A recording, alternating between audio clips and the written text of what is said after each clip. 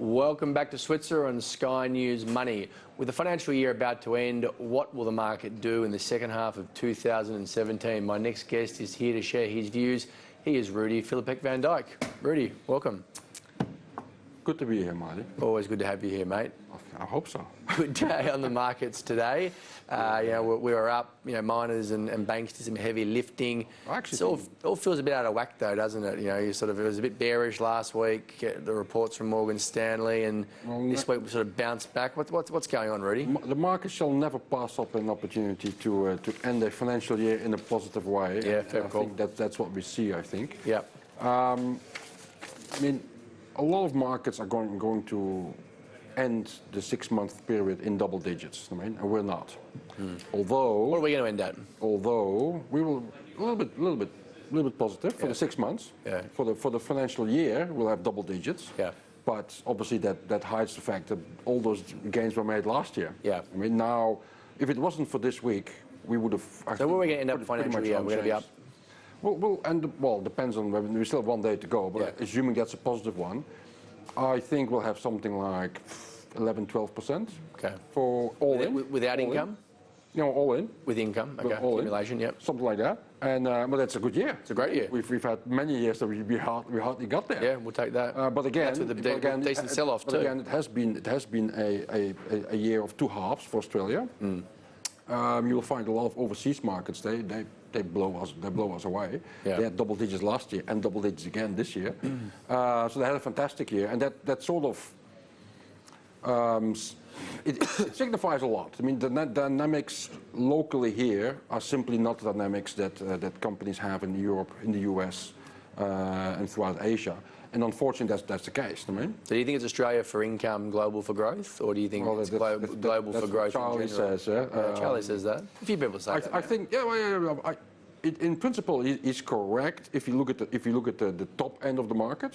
But there's plenty of growth to be found in Australia. We have plenty of all-weather performers, you call them. Exactly, excellent companies. Have you seen what, for example, the likes of Amcor have done this year? CSL, Technology One.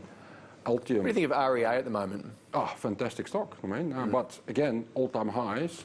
Unfortunately, that. What's your view on their on the recent acquisition of Smartline to move into the mortgage space? They paid top dollar for that asset.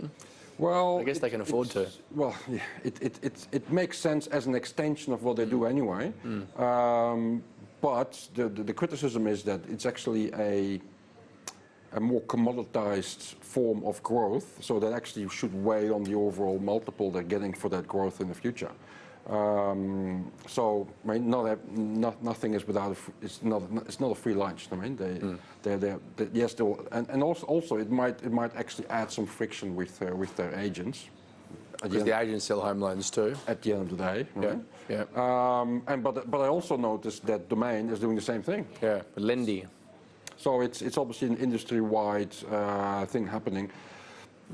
The thing with those companies is they might actually get some headwinds if the bond market starts playing up a little bit. But if you take I had a look at a few charts this week. It was actually quite funny how you can. You're going to send a few charts today as well. How you can. I didn't, by the way. how you can really have a very simplistic view on a long-term chart on the type of companies we have in Australia, and there's basically 3 types. There's the ones that look like they'll be in a downtrend. Because it starts here and ends up there, and yes, we can all speculate that it goes up, but it actually goes like this. There's a whole heap of companies that actually go sideways. The Wesfarmers, the banks. If you take a longer-term view on the chart, it actually goes from here to here, with a lot of volatility in between, and obviously there are lots of reasons for that. That's why Charlie says you have them for the income. Yeah. And there are companies which, if you show the chart to a 5-year-old, they will go like, well, it goes up. And that goes for companies like CSL, Ramsay Healthcare, Technology One, Amcor. And I like to have those stocks because I'm very confident that trend is to continue. And of course, if you start looking into detail, it doesn't go up every day, not even every month. But the longer term trend is still supportive for those companies, and that should give you confidence if you have them in your portfolio. Having said so, I think actually in Australia we have a lot of dynamics where the growth is becoming more tougher. I mean that's a fact, and obviously we're very susceptible to the bond market here, and you see now central banks getting really frustrated. When you talk us through what you mean by that for called the retail investor, when you say we're sensitive to the bond market, just break that down as to what that means for your equities. Okay. Good question, yeah? Well, yes. Because people in our industry always talk about the bond market and what it means for equities, but you know, I think a lot of the time retail investors say, well, what does he mean by the bond market and how does that all link? Not going too technical here, but high level. In essence, lower bond yields, very positive for CSL, Ramsay Healthcare, REA Group, Aristocrat Leisure, Altium, Technology One, and for Transurban, Sydney Airport, etc. Higher bond yields, positive for BHP, the banks, ALS Limited. That is basically that's how in this phase it'll work, and it works. So basically you get, while the banks don't have growth but have yield, if you do get a rotation again, what we saw in the second half of last year, then it may well be that because they'll be lifted on the fact that globally banks are being lifted because you get. What's important is there's two things with the bond market. Yep. There's the difference between the short-term and the long-term bonds. Yep. And that's incredibly important for banks because that's how banks make money essentially. Sure. So there has to be a difference. What we've seen, that's the frustration of central banks. It actually goes very flat. That's not that good for banks. Yep. And the other element, and that's a little bit more low bond precarious. yields is not good for, call it the airport, Sydney airports of the world, and it's very good for them. It is good for them because obviously you'll be attracted to their stock because they'll pay a higher yield. Yes. High bond yield is not good for them. No, but that all depends. See, yes, it looks scary, but that was the second point I was trying to say. It's also the pace of the adjustment. That's very. What we saw last year, we saw a rapid pace change in the US bond market, and that caused basically mayhem in Australia. You saw those share prices, Transurban, Sydney Airport, they all go like this, Goodman Group.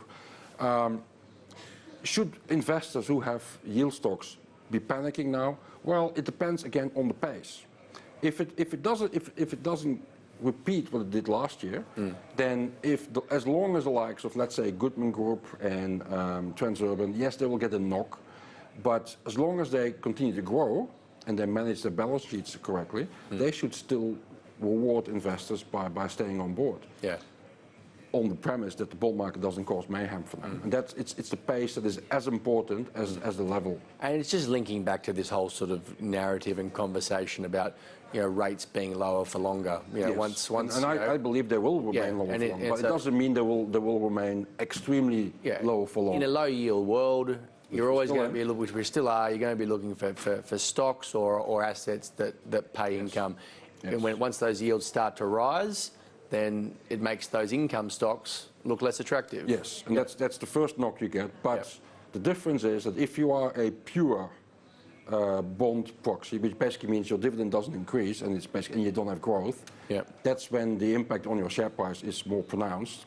As long as you keep on growing, you will compensate for the fact that because your yield will rise too. Yeah? So you will compensate for the valuation impact. And obviously, you won't shoot out the lights anymore, but depending on your growth.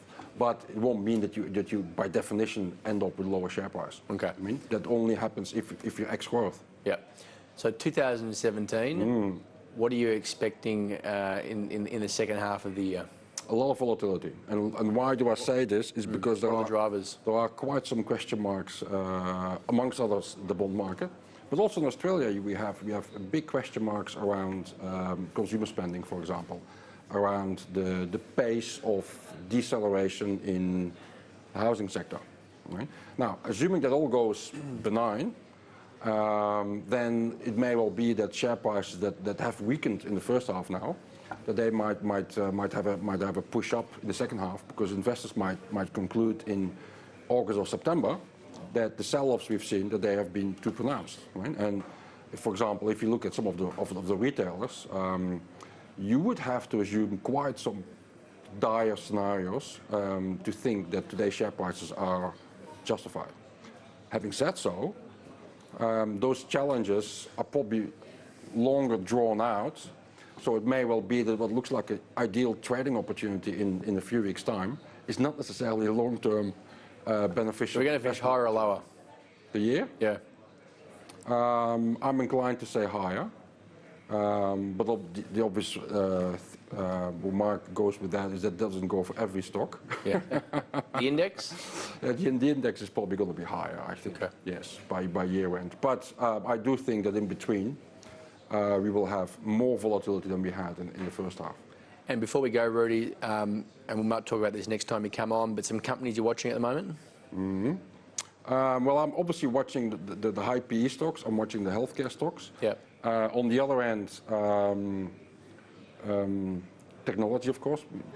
People underestimate. We have a lot of technology in Australia. They just happen to be smaller companies, and I'm owning stocks like for example a Babcock, and the reporting season is going to be interesting for those companies to me, without any doubt. We look forward to discussing that with you Next time then. Thanks for your time. After the break, we'll talk to Neil Rogan, who'll prepare us for the super changes coming into effect this very weekend. Don't go away.